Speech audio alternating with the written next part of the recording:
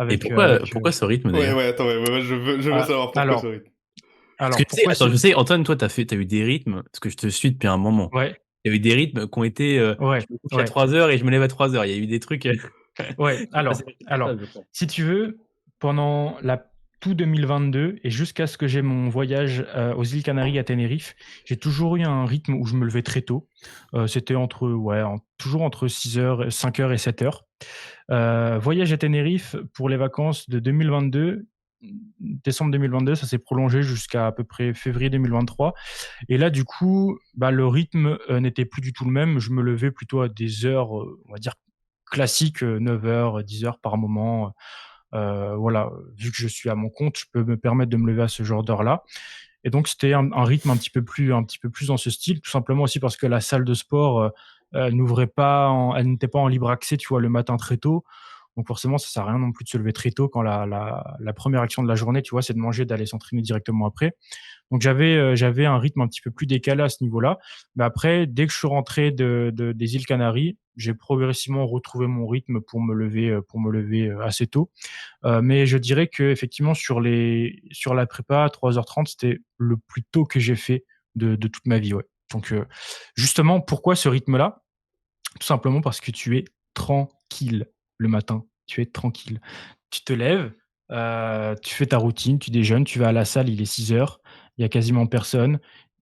Il fait encore un peu nuit, tu vois? Tu as le calme et tu termines ta séance, tu as déjà fait, la chose la plus importante de ta journée limite, c'est d'aller t'entraîner très dur, et je trouve que c'est un sentiment de satisfaction vraiment intéressant d'avoir fini l'élément le plus dur de la journée quand tout le monde est en train de se lever.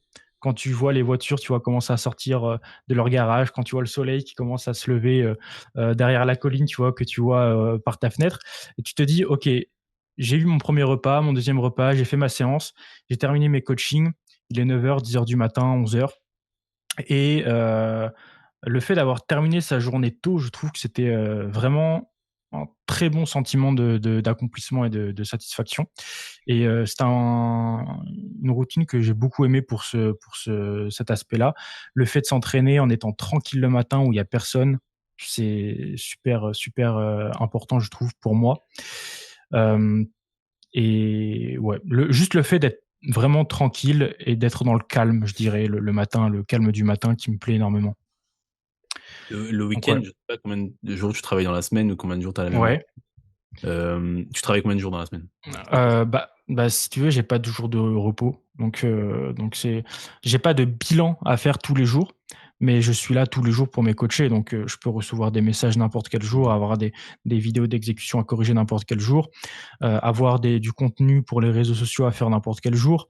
Voilà, donc même si j'ai pas tous les jours des bilans à tourner, voilà, il y a du travail tous les jours et j'ai pas eu une journée sans travail depuis 4 ans. Donc En vrai, voilà, c'est ce que t'aimes ouais. aussi. Moi, je suis un peu enfin, je sais que toi, JR, t'aimes bien prendre un jour off.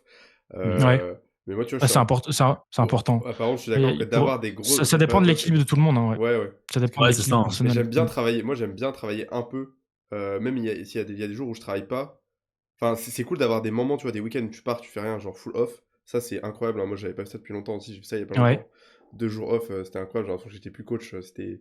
Enfin, tu sais, ouais. t'as juste tes messages. Bah, par contre, moi, je fais jamais ça, tu vois. Bah, il y a genre les week-ends où je pars, je bosse toujours, mais sur le jour où je bosse pas, tu vois. Là, ça m'arrive de Ouais, faire je ça vois ce que tu veux dire. Ça arrive de me faire ça 2 jours, moi, il y a pas longtemps.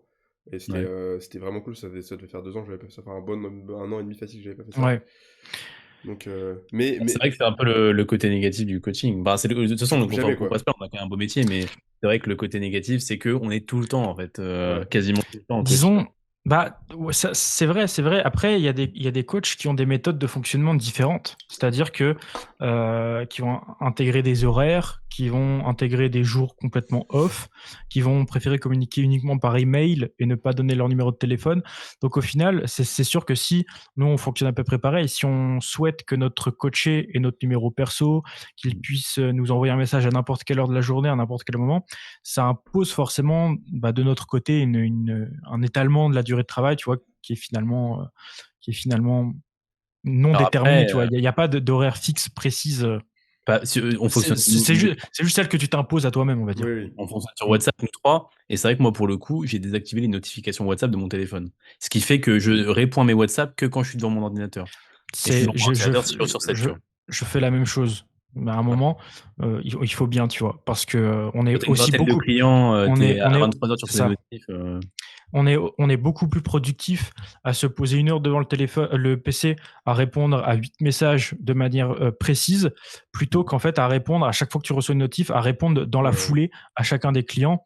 Tu vois, ça se sent dans la structure des messages, etc. Ça se sent aussi. Et même Et dans ton mentalement, c'est fatigant, organisation je à pense. toi, tu sais que hop, tu vas sur ton ordi, tu bosses, tu fermes l'ordi et c'est bon, tu as fait vraiment tes réponses de manière structurée. Mm. Alors que ouais, si tu es constamment en train de répondre toutes les 10 minutes, t'es jamais off, t'as pas de moment fixe pour bien bosser et ça peut se ressentir sur la qualité du suivi et aussi sur ton adhésion tout simplement à ton travail parce qu'à un En fait, moment, c'est fatigant. ça va, ça, dans les débuts, quand t'as à peine 10 clients. Ça, je suis Quand tu d'accord. commences à dépasser 15, 20, Ouais, que on est quasiment d'accord. tout le temps, tu reçois des messages, ou des vidéos, t'imagines, il est 22h, On est tu vois qu'il y a un d'accord. mec On est qui t'envoie d'accord. 15 vidéos, tu commences un petit peu, alors pas à stresser, mais tu sais, t'as Mais un petit. Ouais, t'as une porte qui s'ouvre dans ton cerveau. c'est Ouais. ça, c'est ça. Mais ça, c'est pour WhatsApp. Donc, moi aussi, personnellement, j'ai désactivé les notifications WhatsApp. Comme ça, quand je veux aller sur WhatsApp et quand je vois des choses sur WhatsApp, c'est parce que j'ai décidé de les voir. Mais j'ai aussi désactivé tout ce qui est réseaux sociaux. Instagram, X, Twitter. Voilà, j'ai désactivé tout ça parce que ça fait aussi partie, je trouve, du surplus d'informations que tu reçois trop sur ton téléphone. Et donc, quand je veux voir quelque chose sur Instagram, je vais sur Instagram. Quand je veux voir quelque chose sur Twitter, je vais sur Twitter. Voilà. Donc, j'ai désactivé tout ça aussi. Comme ça, quand je veux aller sur une application et voir ce qu'il y a sur une application, c'est parce que je l'ai décidé et non pas parce qu'on me l'impose, tu vois, en ayant une notification qui arrive à moi. Voilà. C'est vrai que moi, Instagram, j'ai du mal à me détacher complètement de ça, même sur Ouais, le moment où je me dis je suis off, hein, il est tard, il est le ouais. soir, tu vois, bah, Au début aussi, c'était compliqué, mais au final, Moi, j'y au songe final, carrément parce que je pense que ça te bouffe quand même un peu le cerveau et même le soir, finir ta journée en allant sur Instagram ou la commencer en allant sur mmh. Instagram, je pense que tu démarres et tu finis assez Ah, mal ta journée, tu vois. écoute, si je peux me permettre, le moment où j'ai eu la routine de sommeil la plus saine, on va dire, où je m'endormais le plus facilement, c'était quand je passais en mode avion 2 heures et demie avant de dormir. Ouais. Mm. Après, Voilà, t'as aucune bah stimulation, oui, tu vois, c'est clair. aucune Mais stimulation. est-ce que c'est possible à l'heure actuelle de le faire et de le tenir surtout? Je pense que c'est compliqué. Bah, 2h30 avant Disons, de dormir, ça veut dire dis- que bah, tu peux en vrai. Si dès que tu arrêtes de bosser, moi je sais que quand j'arrête de bosser, j'ai 2 heures devant moi, 2 heures, 2h30 devant ouais, moi. Moi, j'ai jamais bah ça. en soi, quand les niveaux d'énergie mentale en prépa sont très faibles, en fait, c'est limite automatique. Si tu le fais pas, en fait, t'es beaucoup trop fatigué dans tous les cas pour assumer le rythme où tu continues de répondre à des messages, tu vois, jusqu'à pas d'heure. Après, quand l'énergie mentale revient, par exemple, là, sur 3-4 semaines après la augmentation des calories, bah, disons que je mets plus mon téléphone en mode avion, tu vois, 2 heures et demie avant d'aller dormir. Et je me retrouve même à scroller sur Twitter avant de dormir, ce que clairement je n'aime pas faire, mais que je fais quand même. Donc pour le coup, c'est une habitude, tu vois, que je dois remettre en place. Mais quand l'énergie mentale, tu vois, est au top, il y a des comportements que tu n'as pas forcément quand l'énergie mentale est vraiment faible et que tu es très sec et que tu dois être focus sur ton objectif, que décaler ton sommeil a vraiment un impact sur le lendemain, ce genre de choses-là. Donc ouais, il y a des comportements qui peuvent varier. Et c'est en ça aussi qu'une prépa, c'est assez formateur parce que tu te retrouves à avoir, on va dire, des changements de routine, des changements de comportement, des changements de fonctionnement que tu n'aurais peut-être pas imaginé avoir si tu es en permanence, tu vois, en prise de masse, à faire des mini-cuts, prise de masse, mini-cuts, prise de masse, parce que tu vas jamais vraiment chercher le retranchement, que demande, on va dire, une préparation. Ouais, je suis d'accord. On a été où du coup au niveau de ta prépa? On avait parlé un petit peu de ta vie sociale, les problématiques rencontrées. On peut demander la chose que tu as préférée dans la prépa, ça, on n'en a pas parlé. Ah, Mm. la chose que j'ai préférée dans la prépa, il y a beaucoup de choses que j'ai adorées dans cette prépa parce que depuis le début du podcast, On on dit parle des beaucoup négatifs, de, ouais. on, Ouais, c'est on vrai. parle beaucoup de négativité par rapport à la prépa, mais il y a énormément de choses qui sont positives. notamment tout simplement le processus. Même si c'est un processus difficile, il est extrêmement formateur. Et certes, il te fait aller dans certains retranchements physiques et psychologiques. On en a parlé, baisse de performance, baisse d'énergie mentale, etc. Mais c'est aussi très formateur et ça te permet de gagner en maturité, de gagner en sagesse et de gagner tout simplement en connaissance de soi. Et donc, je suis très content d'avoir fait cette prépa parce que ça m'a permis de voir tout simplement ce que j'étais capable de tenir, d'aller au bout, voilà, sans déroger un jour au plan. Et ça crée beaucoup de satisfaction. Tu sais que la prochaine prépa, tu es capable de le faire et elle sera exécutée d'une meilleure manière parce que tu en auras déjà fait une et tu auras accumulé de l'expérience par rapport à ça. Ensuite, expérience très positive, forcément, les jours J, quand tu es sur les jours en question, tu as le sentiment d'accomplissement, d'avoir été au bout de la chose et tu fais beaucoup de rencontres.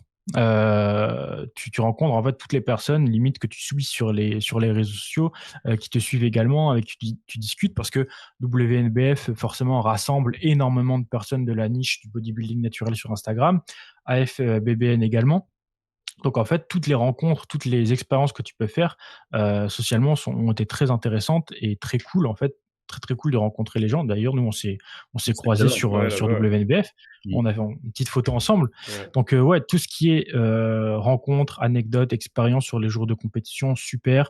Tout ce qui est découverte de toi-même aussi, super, parce que tu en apprends sur toi tout simplement.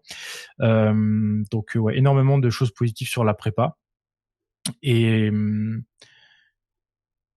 je dirais que ça te permet de découvrir, ouais, une nouvelle facette de ce que tu es capable de réaliser et ça te donne confiance pour les prochaines expériences, compliquées que tu pourrais te fixer, tout simplement.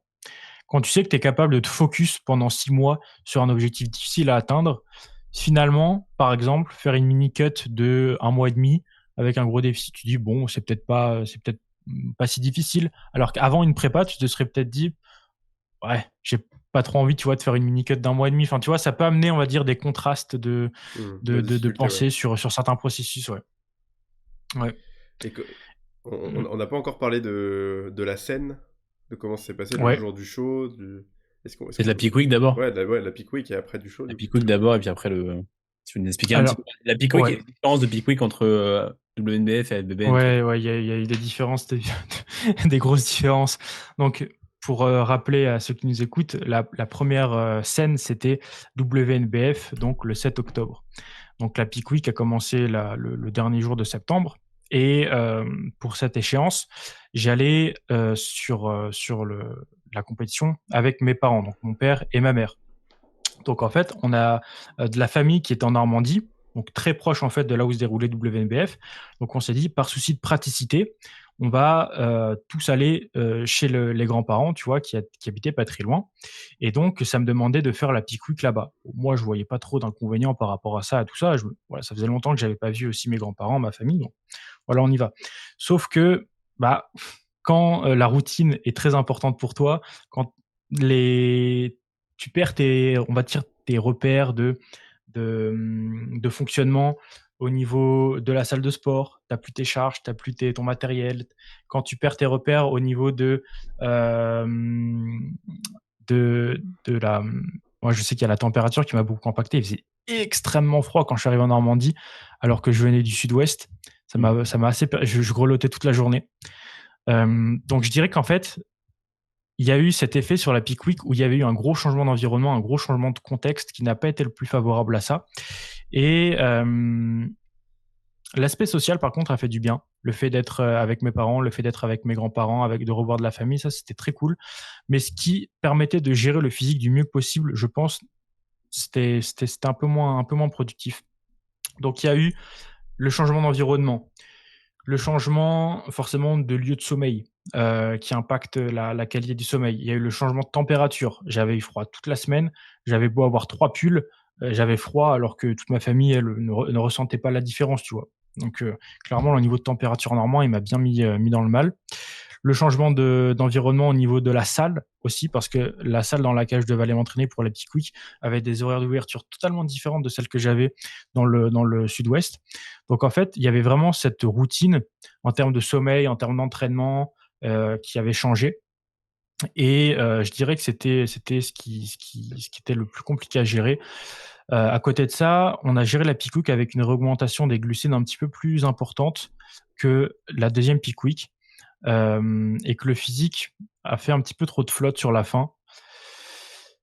On a commencé la peak week à peu près à 350-400 grammes de glucides par jour. On l'a terminé à 600-650.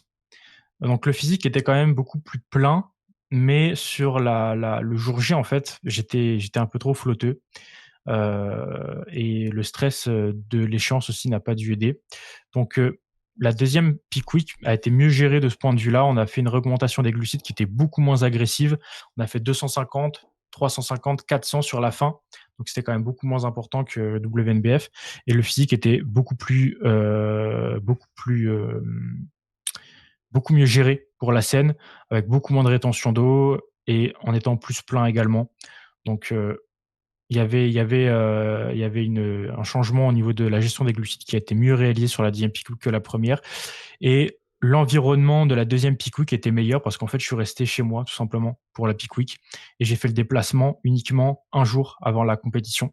Ce qui fait qu'en fait, j'ai eu mon environnement, j'ai eu mon lieu de sommeil, j'ai eu mes charges d'entraînement, j'ai eu ma routine totalement classique et ça m'a du coup, les niveaux de stress étaient beaucoup plus bas, et donc je pense que c'était beaucoup plus tranquille sur la deuxième peak week que la première. Il y avait moins de remue-ménage, moins de déplacements, moins de choses en fait qui n'étaient pas dans mon contrôle.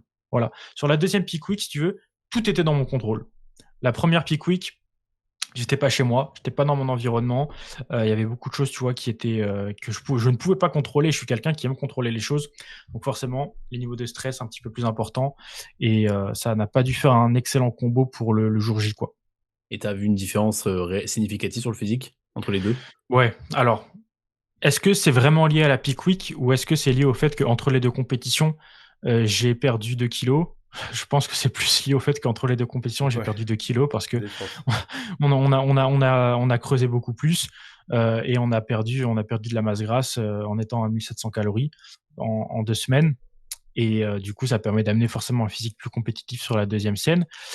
Après, vu que j'étais aussi beaucoup moins stressé pour la deuxième scène, ça a dû jouer sur mes niveaux de rétention d'eau qui étaient beaucoup plus bas Mmh.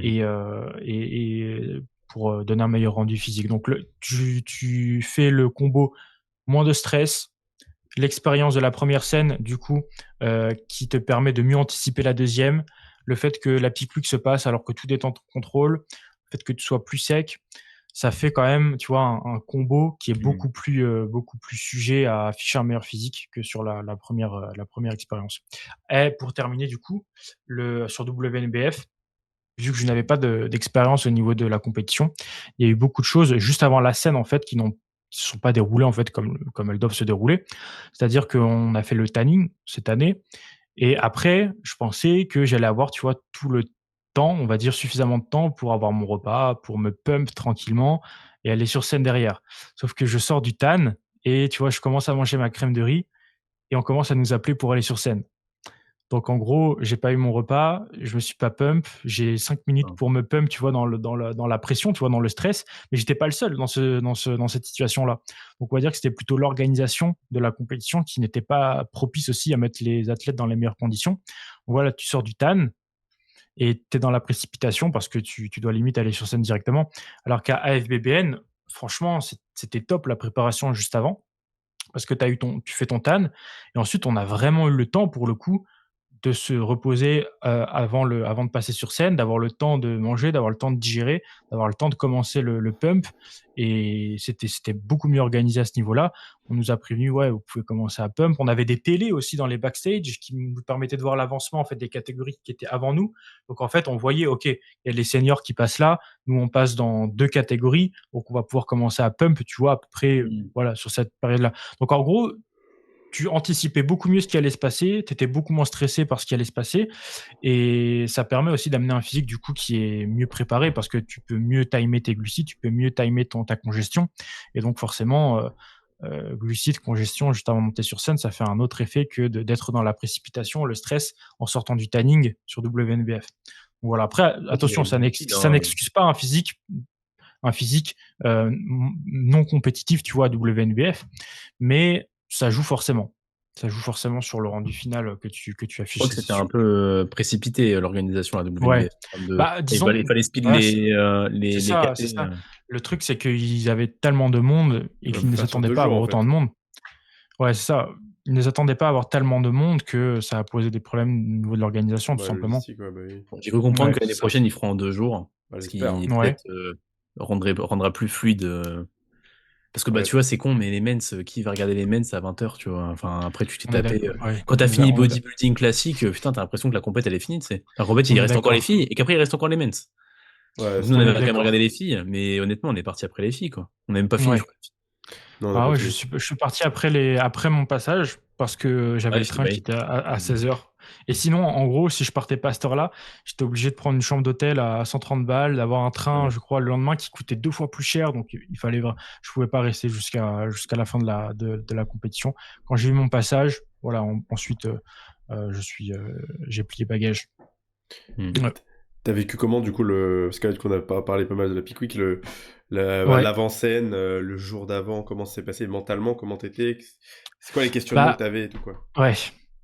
Disons que avant WNBF, donc qui était la première échéance, j'étais très stressé. Tu vois, je suis quelqu'un, on va dire, de très stressé pour les choses qui sont inconnues. Par contre, une fois que c'est fait, aucun problème. Ouais, c'est vraiment, ça devient limite quelque chose de totalement normal et d'hyper plaisant. Du coup, ça s'est produit là pour WNBF, super stressé les jours d'avant, l'impression de pas être assez musclé, l'impression de pas être assez rempli, l'impression, tu vois, de pas être assez sec aussi, hein, parce que j'avais pas de strie au niveau des fessiers. Donc voilà, beaucoup d'incertitudes, beaucoup de doutes et d'appréhension par rapport à cette échéance-là. Donc forcément, quand d'un point de vue psychologique, t'es pas confiant, t'es pas serein, tu as des doutes et de l'appréhension. Voilà, il y a de grandes chances que tu sois pas au meilleur de ta forme physique le jour J, à partir du moment où tu t'es plein de doutes et d'appréhension et que tu stresses. Donc, au niveau du stress, ouais, j'étais pas mal stressé pour WNBF. Par contre, pour la deuxième compétition, j'avais eu l'expérience d'une première peak week. J'étais dans mon environnement, voilà, chez moi. J'avais eu l'expérience d'une scène. Je savais ce que ça faisait de poser devant un public. Je savais ce que ça faisait de poser à côté des autres compétiteurs. Je savais comment ça se passait en backstage. Je savais, voilà, comment se déroulait le tanning, comment se déroulait, la phase où juste avant de monter sur scène, tu vois? Où tu manges, où tu te pumpes et cetera. Donc en fait, c'était beaucoup plus, plaisant d'être à FBBN, tout simplement parce que la journée était beaucoup mieux anticipée et je savais comment les choses allaient se dérouler, quoi. Donc c'était Parce beaucoup que mieux anticipé, tout simplement. quand tu dis du stress, tu ressentais quoi, là, avant de monter sur scène? Qu'est-ce qui... Bah, tu vas sur l'inconnu, quoi. Tu as le Ouais, jury qui va être devant toi. Est-ce que tu vas bien réussir à tenir ton posing? Est-ce ouais, qu'il va pas y avoir de changement par rapport à ce que tu as, à travailler. travailler en termes de posing? Comment se passent, les rondes, tu vois, de posing? Par exemple, quand tu es sur scène, je l'ai découvert du coup, ça se tape un peu du coude, tu vois? Il faut se faire de la place, il faut s'avancer par rapport au Mmh. jury, il faut se reculer, faut reprendre sa place, faut essayer de placer son coude, tu vois, en double biceps devant le coude de l'autre qui essaye de se mettre un peu plus en valeur. Faut ça Donc disons qu'il y a des effets sur scène, tu vois, qui sont stressants parce que tout simplement tu y es pas préparé. Ça fait partie de l'inconnu et de l'expérience qui est à accumuler. Et aussi, tu poses pour la première fois devant un jury, devant un public. Donc pour quelqu'un qui est un peu plus sujet au stress, ça peut jouer forcément sur tes niveaux d'appréhension. Par contre, comme je l'ai dit, je suis quelqu'un qui, à partir du moment où j'ai vécu la situation une fois, après, tranquille. Et à FBBN, du coup, j'étais très bien sur scène et j'étais, pas du tout stressé sur les planches. Donc Mais c'était top pour le coup. est-ce que quand t'es arrivé sur scène, genre, je pense que t'avais beaucoup de stress au début de la scène, et est-ce qu'au fur et à mesure, ça s'est un peu décanté Alors non, justement, ça s'est accentué au fur et à mesure, quand j'étais sur scène, Ok, parce que justement, j'ai commencé à comprendre que ça se passait pas comme ce quoi j'avais travaillé à la maison. ouais. C'est-à-dire que le posing, en fait, bon, tu commences à te taper du coude un peu avec tes camarades à droite et à gauche pour essayer de prendre plus de place sur scène. Tu commences à t'avancer devant le jeu, de plus en plus devant le jury, parce que forcément les autres s'avancent également. Donc au final, tu passes plus de temps à réfléchir, à te dire, ok, est-ce que je suis bien en train de poser, est-ce que je suis bien visible, est-ce que je suis bien positionné pour que le jury me remarque. plutôt qu'à te dire, ok, est-ce que je gère bien la contraction de mes obliques sur mon corrigé de profil? Est-ce que mon grand dorsal, tu vois, est suffisamment déployé sur ma pose de dos? Alors qu'au final, voilà, t'es en train de entre guillemets, bagarrer un peu avec tes collègues à droite à gauche. Donc non, ça s'est accentué en fait le niveau de stress au fur et à mesure du passage sur scène. Ok. Et tu avais pris des cours de posing? Ouais, avec Romain sur Instagram, ouais. rc.mnti sur Instagram. Ok. Et ça t'a aidé ça du coup? T'en as pris pendant combien de temps? J'en ai pris d'à peu près, j'ai pris 2 mois. Attends, non, 2 mois ou 3 mois? Non, j'ai pris 2 fois 2 mois. 2 fois 2 mois. Et en gros, on avait un cours de visio tous les dimanches où on passait en revue, si tu veux, les 4 poses corrigées obligatoires, donc de face, profil droite, profil gauche et de dos, et les 7 poses obligatoires pour WNBF. Donc voilà, on travaillait ça et ensuite on a travaillé la routine de posing libre. Une fois que toutes les poses obligatoires étaient bien acquises, on a travaillé, j'ai trouvé le son. Ensuite, on a réfléchi à une chorégraphie. On a travaillé la chorégraphie. Donc voilà, ça s'est fait tous les dimanches sur tout l'été et septembre, quoi. T'as T'as commencé pas à voulu bosser. faire plus que 2 mois? Comment? T'as pas voulu faire plus que 4 mois du coup? Moi Bah, j'aurais en pu fait, j'ai commencé au mois de juin et l'échéance, du coup, était au 7 octobre. Et le suivi en termes de posing s'est fait jusqu'à début septembre parce qu'après, il n'y a plus la possibilité d'avoir des cours pour des raisons de planning et d'accord entre voilà, mon planning et le sien. Donc, en gros, le dernier cours, c'était vraiment un mois avant la compétition. Donc, non, on a bien travaillé sur tout l'été. Ce qui fait que j'étais globalement confiant sur le posing. C'est un processus toujours à améliorer au fur et à mesure du temps. Et au fur et à mesure que tu te développes musculairement aussi, il y a des choses que tu peux améliorer sur ton posing parce que le posing rend un petit peu différent sur tes poses, etc. Donc c'est un processus sans fin si tu veux. Mais ça a vraiment bien déverrouillé le confort sur le posing. Et je suis arrivé, on va dire, avec Romain sur mon posing, limite en ne connaissant pas certaines poses du tout. Donc ouais, passer d'une phase où tu connais juste le nom de la pose, mais tu l'as jamais pratiquée, à pouvoir la pratiquer sur scène, franchement, c'est un travail qui a été fait et qui a été bien fait jusqu'à la fin. Ouais. Tu vois, on en parle avec Romain parce que Romain et moi voulons faire une compétition sur Ouais. C'est vrai moi je me dis que je vais sûrement prendre des cours de posing alors qu'on avait déjà pris juste pour ma culture perso il y a 1 an. Ouais. Mais je pense que je vais en reprendre juste pendant la prépa, tu vois. C'est une bonne idée pour avoir un point de vue aussi différent de celui que tu peux avoir toi-même par rapport à tes poses. Ouais, clairement. Exactement comme un coaché qui va venir te solliciter pour de la programmation entraînement nutrition. Même si ce coaché, tu vois, sait se programmer lui-même une diète et un entraînement, avoir un point de vue extérieur et objectif de quelqu'un d'autre, ça peut apporter un plus et des choses auxquelles on n'a pas pensé. Donc c'est toujours intéressant d'avoir justement l'avis extérieur de quelqu'un qui sait bien gérer le posing, qui a déjà l'expérience de scène, hein, parce que Romain avait fait WNBF également et fait du coaching aussi sur le posing depuis un petit moment. Donc c'est toujours intéressant, même si tu as déjà un posing qui est en place, d'avoir potentiellement l'expertise de quelqu'un d'autre. Ouais, Tu prends des mauvaises habitudes, hein. Moi, je sais que j'ai pris des cours il y Ouais. a 1 an, j'avais eu des habitudes prises à ce moment-là. Ouais. Et puis maintenant, je le vois sur mes pauses que je fais pendant mes checkings. Et c'est ça. Et on va pas se le cacher aussi, quand tu es en prépa et que tu es fatigué, le fait de rendre des comptes aussi, le fait d'envoyer ta vidéo de posing, ça te force forcément à bien le travailler. À le faire, ouais. Quoi, tu fais pas ton posing juste pour te dire: «Bon allez, je vais faire mon posing pour le travailler, tenir l'endurance et tout». Tu te dis: «OK, il y a, cette personne qui va recevoir ma vidéo, il faut que ce soit bien fait, tu vois? Il faut que ça soit clean et je sais que je dois l'envoyer, tel jour et donc il faut que ça soit fait» et voilà, comme ça tu es accountable par rapport à quelqu'un.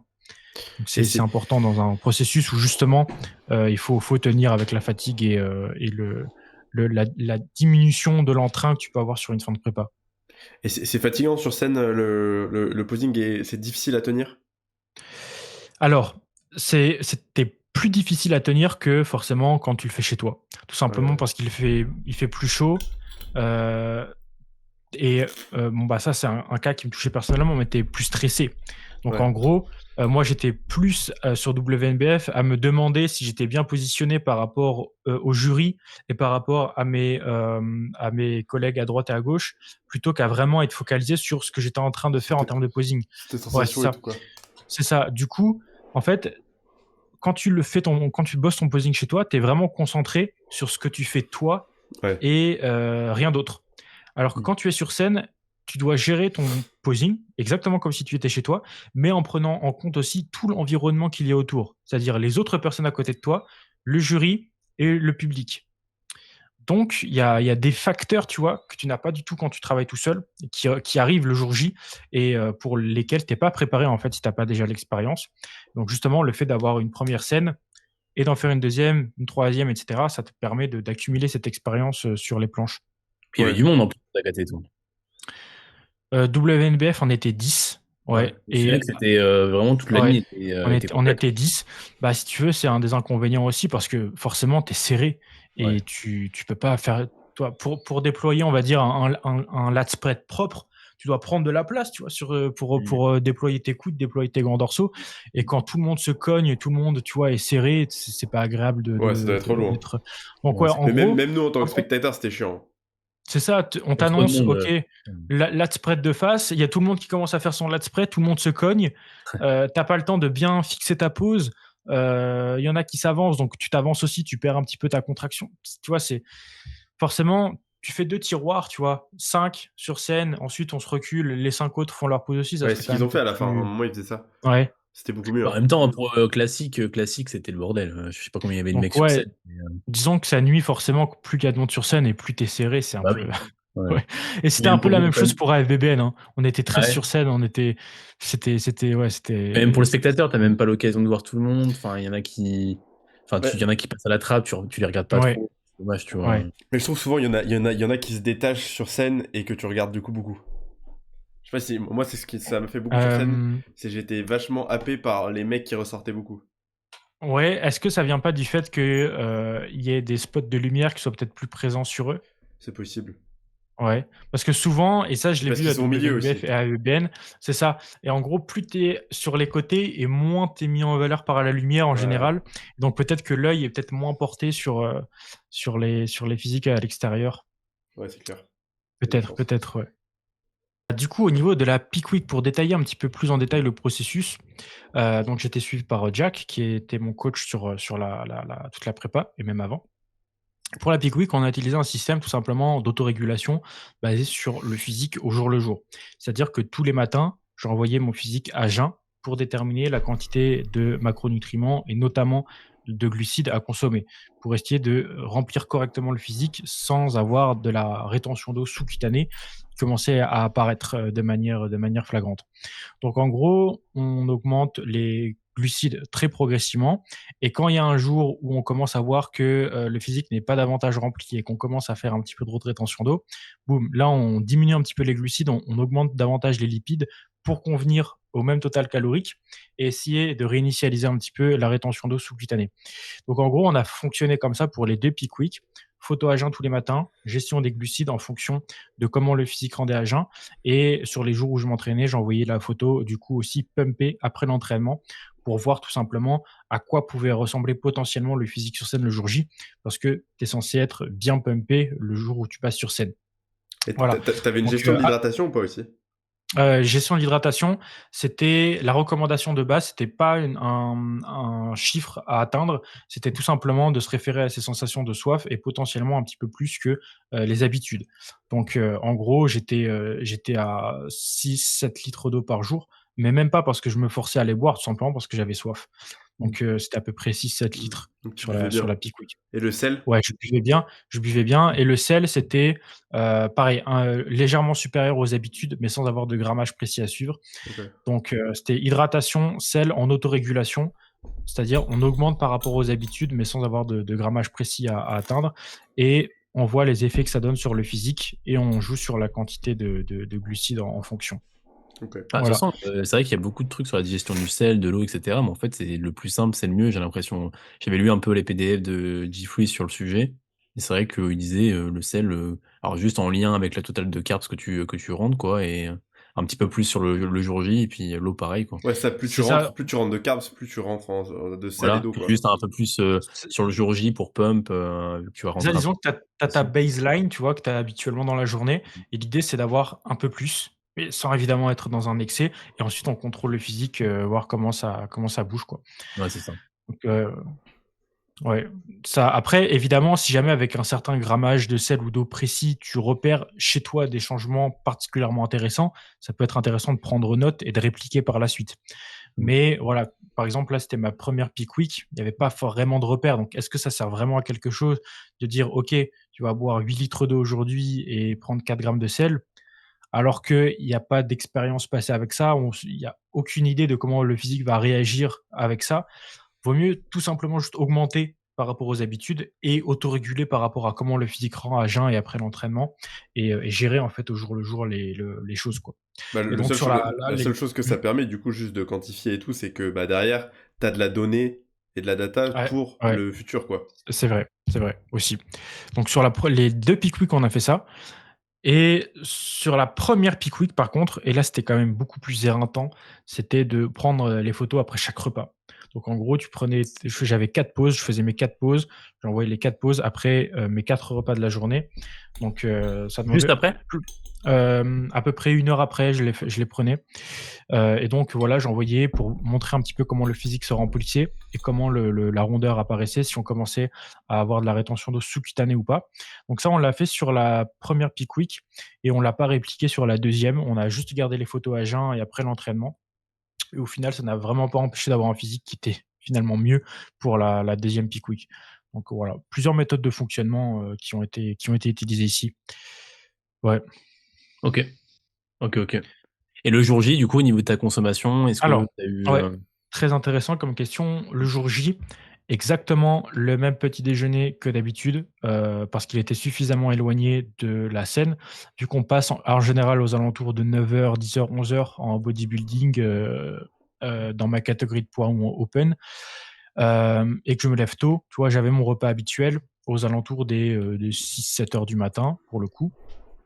Et oui, parce que le jour de la compétition, je me levais plus tard que mes heures, Mmh. de lever habituelles. Ce qui fait qu'en fait, on savait à quoi allait ressembler le physique, si tu veux, à peu près 2 heures après mon petit déjeuner classique. Par contre, le repas avant la scène, là, c'était un peu plus en autorégulation, c'est-à-dire combler un peu plus la faim avec un peu de glucides, un peu de lipides, un peu de protéines, mais sans être dans des excès et au moment de pump. Donc c'était beaucoup plus modéré, on va dire, que, ce qu'on pourrait imaginer, tu vois? On n'était pas sur, 100 grammes de glucides avant de monter sur scène, si tu vois ce que je veux dire? C'est vrai, on avait le gros repas le matin et ensuite on s'hydrate un peu, on mange un petit peu en fonction de la faim et on essaie de pas trop exploser les glucides parce que mon premier repas de la journée était quand même assez riche en glucides. C'était à 130-140 grammes de glucides de mémoire. Donc voilà, après on essaie de maintenir, tu vois, un physique bien rempli en s'hydratant et en consommant, modérément, on va dire. OK. Ouais. Et l'hydratation, c'était, des gorgées d'eau quand la soif arrivait, plutôt que vraiment, tu vois, avoir, vidé une bouteille d'un coup mmh, et aller tout pisser, 20 minutes après. Donc mmh, c'était plus, voilà, en fonction des sensations ressenties pour le coup. OK. Ouais. Comment ça s'est passé le post-show du bon, si tu nous l'as un peu expliqué tout à l'heure, en réalité, tu as Ouais, pas forcément le fait de post-show? craquage, tu pas forcément, pété un câble sur des trucs, Ah, mais soit Alors mentalement, comment ça s'est passé? Ça peut être intéressant d'avoir le côté mental, ouais, la ouais, libération de plus être dans la ouais. pression, et cetera, Ouais, tu vois? heu, très intéressant de ce côté-là. Alors, au niveau de la diète, je sais que c'est compliqué pour énormément de personnes, hein. J'ai des amis, qui ont aussi, concouru sur les mêmes scènes que moi et tout ça, qui très compliqué au niveau de la gestion de la nourriture après la prépa, tout simplement parce que l'échéance est passée. Tu t'es, restreint pendant un sacré moment et tu as le droit de manger pas mal de choses très appétissantes. Donc c'est là que la plupart des gens craquent alors que, tu vois, le focus était extrême les quelques jours, quelques semaines avant la compétition. Et il y avait même pas cette envie de manger, tu vois, finalement, des choses qui sortaient de la routine. Et c'est souvent après la compétition que ça se débloque parce que tu es beaucoup plus libre psychologiquement, tu n'as plus l'échéance, etc.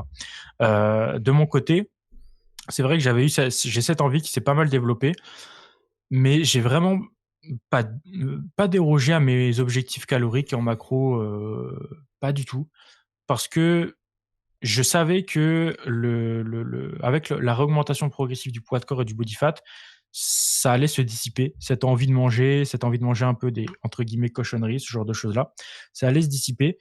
Et donc, j'ai préféré tout simplement être un petit peu dans l'inconfort de court terme pour favoriser une meilleure composition corporelle de long terme. C'était un, impensable pour moi, tu vois, d'aller consommer 8000 calories 2 jours de suite et de faire 3 kilos de fat et d'être dégoûté de ma shape 2 semaines après la comp. Mmh. Donc, je savais que c'était un moment un peu dur sur la mentale à passer, mais que voilà, c'était clairement rien par rapport à la fatigue que j'avais pu avoir sur les semaines qui étaient juste avant la compétition. Donc non, sur la diète, franchement, je suis pas quelqu'un qui réagit à l'émotionnel ou au plaisir de court terme. Et je pense que c'est plutôt un avantage parce que ça permet de pas déroger au plan sur une prépa qui a duré 9 mois, 7 mois et de pas binge, tu vois, à la sortie d'une compétition. Donc, Et comme je vous l'ai dit tout à l'heure, il y a eu le repas, tu vois, juste après la compète, le soir où je me suis quand même fait plaisir sans traquer, avec des aliments un peu plus riches en lipides ou quoi qui me faisaient plaisir. Et tu vois, c'était limite en fait une journée où j'étais limite en dessous de mes apports caloriques habituels parce que en sortant de la compétition, tu vois, t'as pas tes habitudes, tu es sur la route toute la journée, t'as pas tes repas habituels. Donc limite, en fait, quand tu arrives le soir, tu ne fais juste que compenser les calories que t'as pas eu sur les trajets. Et même quand tu es sur les lieux de la compétition, tu vois, tu manges un peu de toi, tes galettes de riz, tu vois, si tu as amené un peu de whey, ce genre de choses-là. Mais clairement, tu pas un gros repas qui te comble vraiment l'estomac et qui te. Donc au final, sur un jour de compétition, tu as vraiment ton repas le matin, ce que tu vas consommer avec le pump avant de monter sur scène. Et après, voilà, un peu pris par le temps, par les passages sur scène, le tan. Donc au final, les repas sont facilement encaissés sur la fin de la journée, on va dire. Et t'avais le sentiment de satiété quand même, parce que bah, du coup, moi j'ai vécu une semaine de retour. Enfin, je suis parti avec Nathan Joncheret Mmh. qui était compétiteur à la Ah oui, WNBF ouais. et qui du coup était en post chaud. Et ce qu'il me disait, lui, tu vois, c'est qu'il avait pas vraiment le sentiment de satiété. En fait, quand il me disait, en fait, j'ai plus vraiment faim, mais mon corps me dit mange, quoi. Ma tête me dit mange. Bah, disons, pour te donner un exemple, enfin juste une phrase qui peut parler à tout le monde, c'est que tu termines ton plat et tu as la sensation que tu peux remanger 5 fois le même plat. Voilà, Mmh. tu termines et Ouais, voilà, c'est c'est tout. ce que disait C'est tout, Nathan. Ouais. c'est tout. Ouais, c'est ce Tu qu'il termines disait. ton plat, tu te dis: «Putain, je referai bien 5 fois la même chose» et sauf que, bah, à titre personnel, je savais que c'était que momentané et Ouais. tu vois, ça commence tout juste vraiment à partir là, au bout de 3 4 semaines après l'échéance. Et Donc t'avais rien aussi dans tes placards, j'imagine, de bouffe, de trucs. alors, si, justement, par exemple, quand je Ah fais mes ouais. commandes sur des sites de compléments alimentaires, tu reçois des petites barres de protéines, Ah, mais elles c'est sont cool. pas mal lipidiques, des trucs comme ça. Donc au final, j'ai un placard là où j'ai des trucs, tu vois, que j'ai reçus avec mes colis, Prozis et cetera. Je me suis dit: «Bon, bah, ça sera mangé, tu vois, après la prep, quand j'aurai Ouais. plus de lipides, quand j'aurai plus de glucides et cetera, quand j'aurai plus de calories». Donc non, ça s'entasse dans le placard, mais Donc au t'as bien final réussi quand même, même devant au ta télé final, le soir et tout, quoi. c'est ça, One Piece, bientôt à la fin. Ah ouais, j'ai vu ça. Non, ouais, le truc, c'est que et il y a aussi cette envie de se dire, en fait, je préfère avoir mon repas habituel plutôt que de dévorer le placard de cochonneries parce qu'en fait, je sais que, je l'apprécie et que il va peut-être mieux me caler pour moins de calories que d'aller dévorer le Ouais, placard, si tu veux. ouais. Mmh. Donc à la fois, tu sais que tu peux prédire comment tu vas te sentir après ton repas et tu seras pas non plus dégoûté parce que tu vas avoir explosé les calories sans vraiment avoir d'avantage derrière. Ouais. Ça doit être Bon, particulier ça, quand même. on va dire que c'est une chance de mon côté de pas Ouais. succomber à ce genre de gratification de très court terme et d'avoir l'esprit de me dire: «Je préfère endurer un peu plus de difficultés et que ça se dissipe plus tard», et de pas avoir ce type de craquage, de binge eating que Et pas mal de monde peut avoir, Je ouais. pense que et c'est très même génétique. C'est vrai qu'il y a ouais, des ouais, Ouais, gens ouais, ouais, je pense que c'est super qui savent que ce génétique. sera pas possible. Même moi, je ouais. pense que pourtant je suis pas quand même quelqu'un qui est, à fond sur la bouffe ou quoi, mais je suis persuadé que quand j'aurai faim, post show, ça va être, Mmh. alors ça va pas être non plus la Ouais. le porn food dans tous les sens, mais je pense que ça sera pas mal quand même, tu vois. Moi, je pense que j'aurais pas trop, tu vois. Enfin, moi, enfin, je me vois pas mal dans ce que tu dis, tu vois, Anton, sur la bouffe et tout. Ouais. Moi, j'ai très peu d'appétence pour la nourriture. Euh, C'est- si je fais un jour, genre, sans traquer, tu peux être sûr que je vais être largement en dessous de Ouais. mes apports de base, tu vois. Oui, parce que Pas- t'es en pas- Ouais. surplus. Ouais, mais oui, et je pense que Mais c'est parce que beaucoup de tissus. je suis en surplus depuis le long terme, et je pense que c'est pour ça que j'ai beaucoup moins Mais oui. d'appétence. Après, j'en ai jamais eu Moi aussi, quand je énormément. fais un repas Hmm. libre, quand je fais un repas libre, je fais du poids. Mais c'est parce qu'on est en surplus et qu'on a supposément beaucoup de tissus. On est nous deux à Ouais. plus de 80. C'est Mais quand tu ça. seras en déficit et que tu seras descendu à 70, voire Oui, peut-être je un petit pense peu en que dessous, ça sera différent. bah là, tu seras vite en surplus, mec. Oui, c'est clair. Avec un burger, ça va monter vite, hein. Mais je pense que j'aurais Et pas autant d'appétence que toi, typiquement, tu vois. ouais, Peut-être. ouais. Peut-être. Ouais, J'en sais ça, rien. il y a beaucoup d'individualité. Hein. Ouais, Il y de a ouf. beaucoup Ouais, clairement. Tu d'individualité. le vois dans les coachings, hein, de toute Euh, façon. Ah bah ouais, oui. c'est ça. Pareil, un truc très simple, tu vois, il y a des personnes, après avoir s'être servi du beurre de cacahuète, Ouais. vont pas pouvoir s'empêcher de lécher la cuillère et Mhm. d'avoir les 5 grammes de Ouais. beurre de cacahuète qui restent sur la cuillère. Moi, je le fais jamais. Alors que moi, tu vois, je vais les refoutre dans le pot parce que justement, 5 grammes, tu vois, ça te fait 50 calories sur la journée. Tu fais 5 grammes plus 5 grammes plus 5 grammes, ça se chiffre vite. Ouais. Donc, ouais, Ouais. il y a Non, mais certains petits trucs comme ça. Après peut-être que c'est moi aussi qui suis peut-être trop dans l'extrême par rapport à ça et qu'il existe un juste milieu, tu vois, entre. moi, il n'y a pas de trop une fois que tu es aligné avec ce que tu Ouais, penses et que c'est ça te ça. pose pas de Ouais. problème, en Oui, fait. voilà, c'est ça. C'est ça. C'est vrai, c'est vrai. Est-ce que tu as repéré du coup des points à améliorer? C'est quoi les points qui te Oui. permettraient là de remonter sur scène? Et d'ailleurs, dans combien de temps? Et si oui, Ouais. est-ce que tu peux remonter sur scène dans combien de temps? Alors, déjà, avoir une prépa un peu moins longue, parce que la durée fait que psychologiquement, ça, c'est un petit peu éreintant, parce qu'il faut rester focus très longtemps. Et je pense que je suis un peu plus capable d'avoir une phase un peu plus, on va dire, plus courte, un peu plus one shot, mais plus difficile à tenir que d'avoir quelque chose de plus long. Donc personnellement, je pense que ça m'irait mieux plutôt qu'une prépa longue, parce que mon physique que j'avais fin juin, fin juillet, clairement, quand je le revois en photo, j'ai l'impression que je suis quand même plus musclé, tout en ayant un niveau de définition musculaire, tu vois, qui était quand même vraiment très intéressant pour une scène et j'étais quand même un petit peu moins sec, mais en termes de ratio, tu vois, entre la masse musculaire et le niveau de sécheresse, je trouve que j'étais quand même beaucoup mieux au bout de 4-5 mois de prépa qu'au bout de 7 mois et demi. Du coup, Donc Antoine, je suis d'accord avec toi. Je t'avais vu moi en photo, alors je t'avais ouais, pas vu en vrai, mais en photo, c'est vrai que tu ouais, rends mieux que sur scène. Les ouais. premiers mois que tu avais fait, je Et, trouvais déjà prêt, quoi. et tu vois, à la fin de la prépa, je me suis retrouvé à scroller sur mon téléphone et à me dire, mais merde, en juillet, tu rendais trop bien. Pourquoi tu Mhm. rends pas aussi bien aujourd'hui? Qu'est-ce qu'il y a? Tu pèses 3 kilos de moins, mais on dirait que tu pèses 10 kilos de moins en étant beaucoup en musclé. Donc, est-ce que tu n'es juste pas plein en termes de glyco et que tu peux aller pousser, tu vois, de ouf en termes de restockage du glycogène? Est-ce que tu as juste perdu beaucoup de masse musculaire entre-temps? Tu vois, est-ce que tu es tellement fatigué que le physique, tu vois, en fait, tu as juste besoin de remanger beaucoup plus pour retrouver en performance, retrouver rapidement de la masse musculaire. Tu vois, en gros, tu arrives sur la fin du processus et je me dis, merde, qu'est-ce qui s'est passé? Mon physique de fin juillet rendait vraiment bien. Et il y a eu cette phase du mois d'août. Pourtant, j'ai pas dérogé au plan un jour où le physique, tu vois, a fade petit à petit. Donc, il y a eu ce point d'interrogation sur la prépa, ce qui me fait penser que je devrais avoir un processus du coup plus court, mais plus intense, on va dire.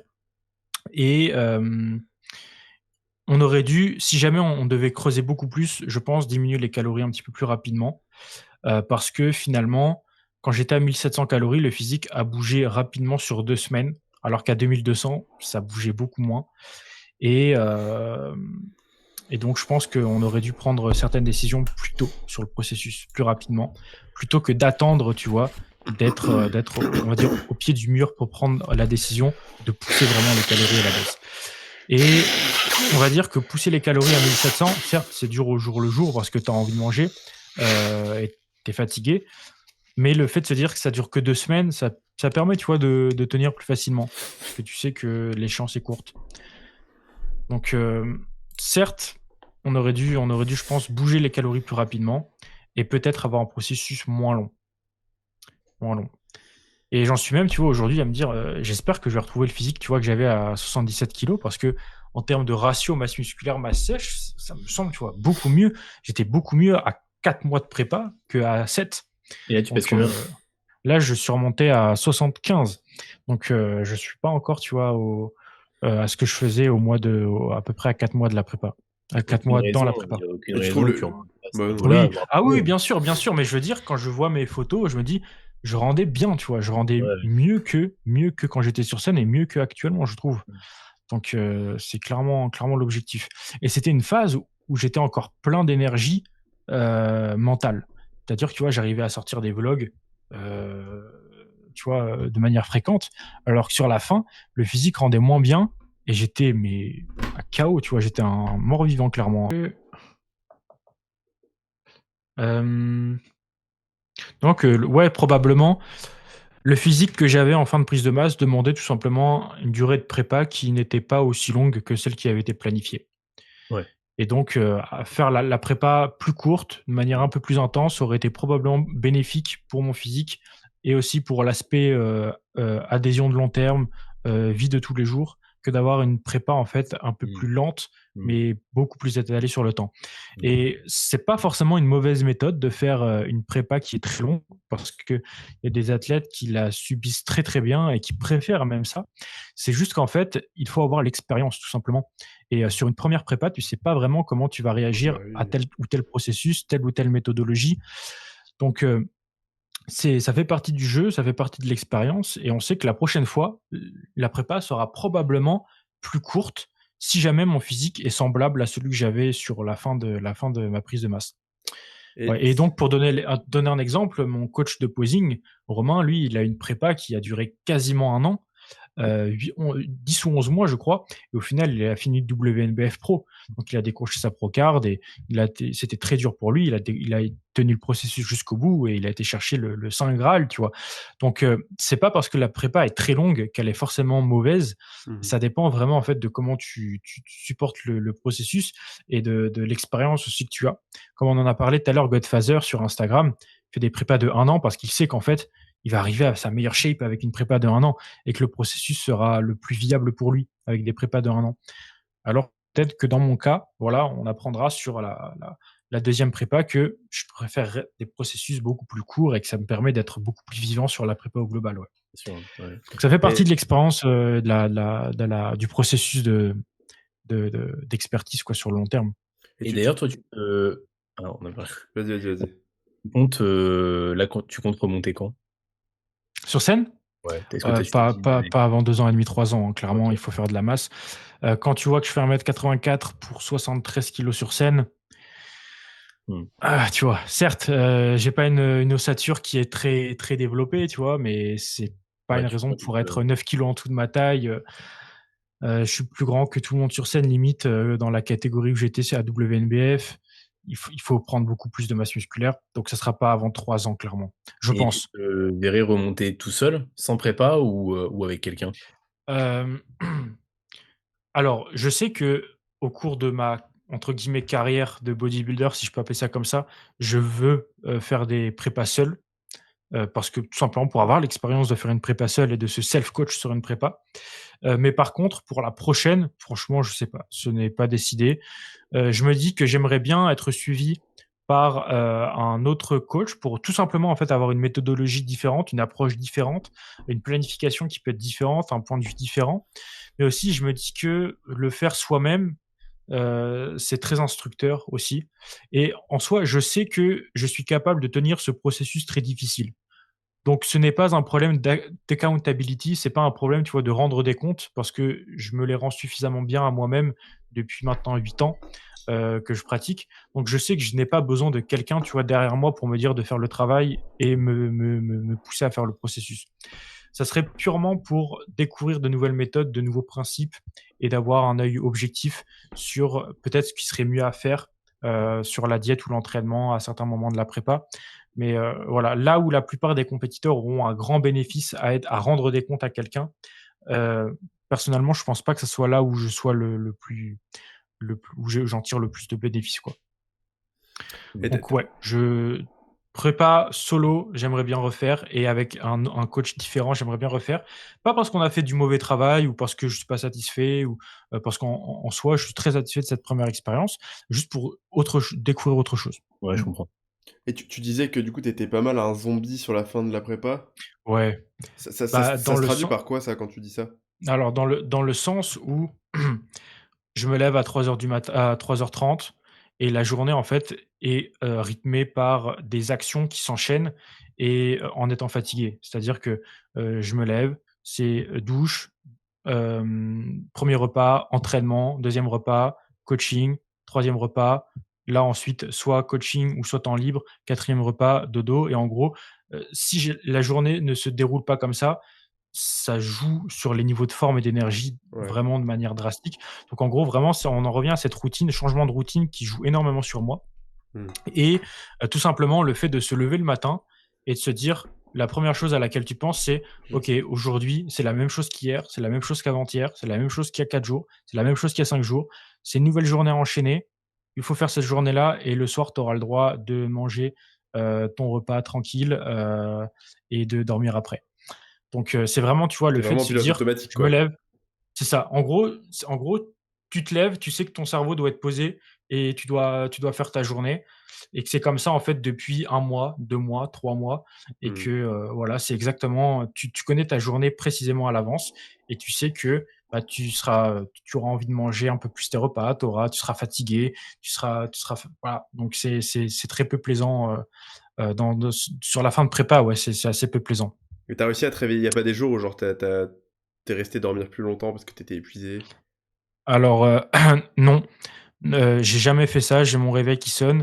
Sur mon alarme, il y a marqué, «Mog or get mogged», donc et en gros, non, c'est 3h30, lever, jamais rendormi, et ensuite c'est douche froide, et ensuite c'est repas 1, et ensuite c'était salle à 6 heures du matin, terminer la séance à 8 heures du matin, repas 2, ensuite coaching. Ouais, c'est vraiment routine solide, quoi. Voilà Ouais, le routine, routine, routine, ah ouais, routine. routine C'est hardcore. vraiment routine, routine, routine, ouais.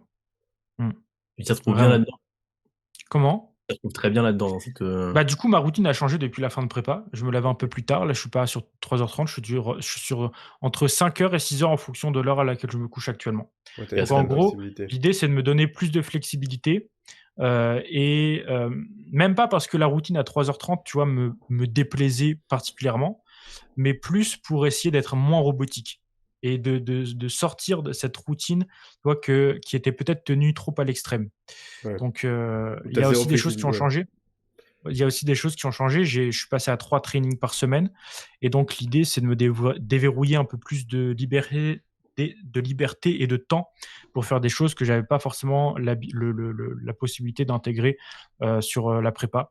Donc il y a cette idée, tu vois, de vouloir être moins robotique et de voir aussi, après avoir passé, plusieurs mois comme ça, à comment je réagis. Est-ce que je suis beaucoup plus énergique? Est-ce qu'il y a pas une routine aussi qui peut me convenir plus que l'ancienne? Et la volonté de changer aussi un petit peu les choses, de faire un peu, tu vois, la phase prépa, et la prépa est terminée, maintenant c'est une autre phase de construction, quoi. Mmh. Donc non, toujours très, très, très matinal, mais pas aussi robotique que par le passé. Ouais. Mmh. Ce qui, je pense, est mieux quand même en termes, enfin même d'adhésion, enfin, tu sais, même en termes de flexibilité dans ta vie, de manière générale, Et que Bah, ça te disons bloque quand que même sur ton travail, quoi. Tu es genre, là, tu es que coach. Enfin, tu peux pas faire, tu peux pas arriver à une vie sociale, après c'est peut-être tout dépend, chacun a sa vision ouais, de la vie sociale et de ce qu'on a besoin. Tout le monde a des besoins différents, mais c'est vrai que ouais. 3 heures de maths, là, je pense Ah bah dans le non, côté prépa, clairement. c'est bien, mais c'est vrai qu'au-delà, Clairement, bah, en soi, tu vois, c'était à la fois un avantage pour la prépa parce que voilà. du coup quand quelqu'un t'invite le soir, à aller boire un verre dans un bar, bah, tu dis: «Bah, désolé, je suis couché à 18h30, tu vois, 19h, donc c'est Ouais. pas possible. L'heure à laquelle tu me la proposes, je dors déjà depuis 4 heures». Donc, on va dire que c'est peut-être plus facile de faire accepter, on va dire, la prépa, parce que tout simplement, tu as pas la même routine que tout le monde, la même vie que tout le monde, mais aussi forcément, quand tu commences à revivre un peu en prise de masse, en off season, que voilà, tu commences à retrouver des niveaux d'énergie mentale et cetera, bah, finalement, tu as beaucoup moins l'envie d'être couché tôt et d'être levé très tôt, Mmh parce mh. que tu vois les choses un peu différemment avec vraiment toute l'énergie en fait qui revient. C'est ce que ça me fait en tout cas. Donc je me lève toujours tôt, mais un peu moins tôt, et ça me permet d'être moins robotique, ouais. Intéressant. Ok, bon messieurs, je pense qu'on a fait un long épisode. On a fait un bon Ouais, podcast, je c'est crois. vrai que. Honnêtement, je pense que c'est le Le plus podcast long. peut-être le plus long Et qu'on ait fait en termes de temps d'écoute, en termes de temps ouais. d'enregistrement et de temps de tournage, parce que ça fait quand même 3 heures qu'on tourne. On a fait quelques Ah off, ouais, mais ah ouais, ah ouais, ouais. Ouais. Et je pense qu'on pourrait encore parler comme ça pendant 10 heures, tu vois. Ouais, c'est clair. ouais, parce qu'en soi là, on avait bon, on a quand même, ouais, on a On quand a même bien pensé la trame quand même. ouais, on a quand même fait la trame. Mais Ouais, on ouais, aurait pu encore. Là, on a parlé que prépa, tu vois, compète et tout. Hein. Si on commence à ouais, parler entraînement, Oui, ouais. nutrition, et on a adhésion. parlé Ouais, coaching, ça c'est clair, c'est clair. on a Ouais, il y parlé a coaching en off. tellement de sujets à aborder. Ouais. Ouais. Et ouais, pour faire juste un petit, on a évoqué beaucoup les points difficiles ou négatifs d'une prépa, mais il faut pas porter vraiment toute son attention dessus, parce que forcément, c'est ce qu'on aime partager, parce que c'est le plus difficile, on va dire. Mais vraiment, à partir du moment où tu es un pratiquant investi en musculation, en bodybuilding naturel, faire une prépa, ça te change dans le bon terme, je trouve. Même Ouais. si tu passes par des moments difficiles dans la vie de tous les jours, et que tu fais un processus difficile, tu en ressors dans une meilleure situation que avant, à mon sens. Donc, du moins, c'est ce que je pense. Donc, Après, c'est très, très formateur et très positif. Et il faut pas, on va dire, refuser de faire une prépa juste parce que ça sera dur, parce que tu sais que même s'il y a des choses dures, tu auras beaucoup de choses très, très, très formatrices autour, et tu vas gagner beaucoup de compétences, et tu vas te découvrir toi-même, on va dire. ouais, moi, j'ai posé Mm. beaucoup de questions sur ce côté-là aussi parce que bah, je sais que je ferai probablement une prépa cette année. Et tu vois, Ouais, la curiosité qu'on a, on va suivre ça. ouais, mais c'est plutôt, comment ça va se passer Ouais. tu vois, Chaque processus est différent à mon sens. ouais, Donc, ouais, ouais. On va dire que la prépa, quand tu es dans une condition où tu es très sec, dans une condition où tu manges très peu, en fait, ça te pousse dans tes retranchements les plus profonds. Et par exemple, moi qui ai toujours été quelqu'un de solitaire, ça m'a repoussé encore plus, tu vois, dans cette solitude. ouais. Au point où j'appréciais ma vie quand tout le monde dormait. Tu vois ce que je veux dire? Mm. Et c'est un peu dans ce style-là, et je trouve que ça te pousse vraiment dans ta nature la plus sauvage, on va dire, Ouais. si je peux parler comme ça. Ouais, bah oui, j'imagine. Parce que bah là, Ouais, en même temps, ton corps est vraiment en mode survie. c'est ça, Et c'est juste, il t'envoie ça. les signaux en mode mec, faut qu'on survive, quoi. C'est ça. Et quelqu'un, ouais, comme on en parlait tout à l'heure, qui est qui est très attiré par la nourriture, bah, probablement, tu vois, va se découvrir encore une attirance encore plus Ouais, je poussée pense pour que la nourriture, ça doit enfin, être difficile quand t'es c'est comme ça. Hein. Mm. ouais, Ouais, j'ai hâte de. donc ouais, c'était J'ai quand même hâte. Enfin, je sais très, pas toi, très formateur. je sais pas toi, JR, mais moi, du coup, d'entendre les récits et tout, j'ai quand même hâte de voir comment je pourrais vivre une prépa de l'intérieur, tu vois. Parce que là, on a eu trois récits et sûrement C'est plus ça, entre c'est ça. les autres et tout. Et même si c'est dur, tu as quand même envie d'en refaire une autre pour faire mieux que la première fois, Hmm. pour gérer le processus d'une meilleure main de maître que la première fois, et battre ton physique de la première fois. Et Ouais, même si tu sais que c'est dur, tu as envie de le refaire parce que tu sais que au final, tu en tires tellement de points positifs pour toi-même, pour ton développement personnel, que au-delà de l'aspect physique que tu es capable de présenter, et ça te forge un caractère et des compétences qui te serviront pour la vie de tous les jours, et ton coaching, et voilà, ouais. ton esprit d'entrepreneur également. Voilà, Hmm. pour moi, c'est full positif. Et du Ouais, coup, c'est très JR, Mmh. c'est un truc que ça te questionne. Est-ce que ça te, genre, Bah, tu moi, si tu t'imagines? veux, la prépa, ce qui me. Enfin, je sais pas en fait. Bah, moi, j'ai envie d'en faire une. Après, comme j'avais expliqué beaucoup de fois dans les podcasts, même si Antoine, c'est peut-être pas. Moi, c'est plus mon niveau. Musculairement, j'ai pas envie de la faire et de me prendre un mur, tu vois. On en avait Mais parlé un petit peu ouais, par on message avait privé, parlé je un me petit souviens, il peu y a un en. petit moment. Ouais. Bah, je suis Ouais, encore un peu sur ce côté-là, mais vu que moi, j'ai des gars en 2025 que j'aimerais emmener sur scène, bah, j'aimerais avoir l'expérience de terrain d'en avoir fait moi-même une, ouais. tu vois.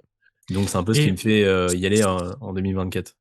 Si tu vas. si je peux me pardon, excusez-moi. Vas-y, vas-y. Ouais, vas-y, termine, Romain. Non, non, vas-y, t'inquiète, t'inquiète. Non, c'est ce que j'allais dire, c'est que justement, parfois, se lancer dans le processus, bon, après, il faut être sérieux, savoir qu'on peut fournir le taf et tout ça, en étant un petit peu inconscient de la difficulté.